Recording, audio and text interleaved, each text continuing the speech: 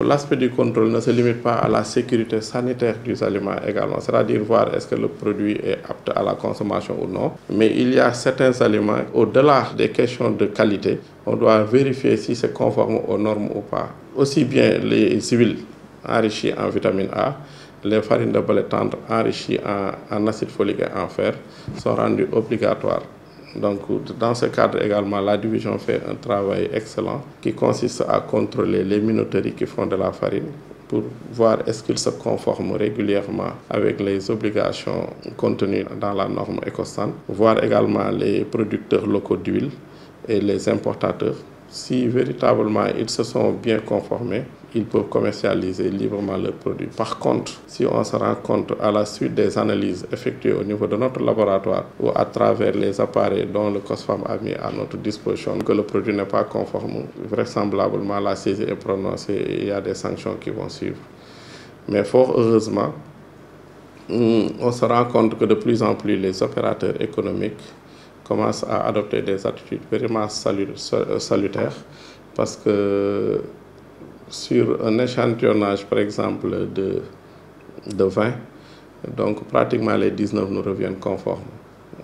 Donc on peut véritablement ne pas baisser les bras, mais quand même rassurer les consommateurs sénégalais comme quoi que donc il y a un service qui est là et qui fait un travail excellent pour leur assurer des aliments aptes à la consommation, mais également de qualité nutritionnelle. Pratiquement, on ne dira pas qu'il y a une satisfaction totale. Il y a toujours des problèmes sur le terrain, des difficultés que nous rencontrons. Notamment, les difficultés sont liées au fait que parfois les réactifs qui nous permettent de doser la vitamine A peuvent être en rupture. Et à partir de ce moment, le seul laboratoire national d'analyse et de contrôle qui est disponible à notre niveau est confronté à des problèmes pour accélérer un tout petit peu le rythme d'analyse des aliments, des échantillons qui sont soumis à leur disposition.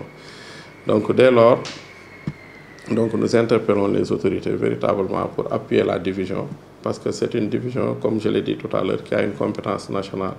Donc aujourd'hui, tous les aliments qui sont importés au Sénégal ou ceux qui sont fabriqués au Sénégal, donc avant leur mise sur le marché, il y a une autorisation délivrée par la division.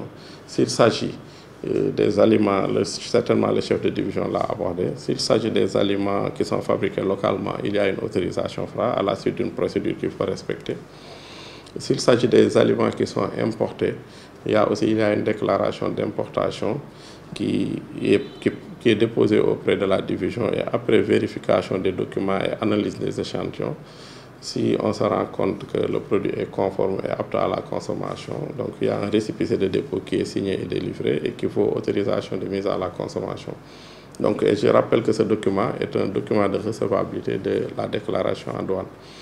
Donc on ne dira pas que nous avons une satisfaction, non, loin de là, parce que la mission de contrôle qualité, c'est une mission transversale et que tous les jours, avec le développement des nouvelles technologies et les problèmes du commerce mondial que vous connaissez, un fléau qui est déclaré dans un pays tiers peut le lendemain se retrouver dans notre pays. Et là, véritablement, il faut toujours être en état d'alerte permanent.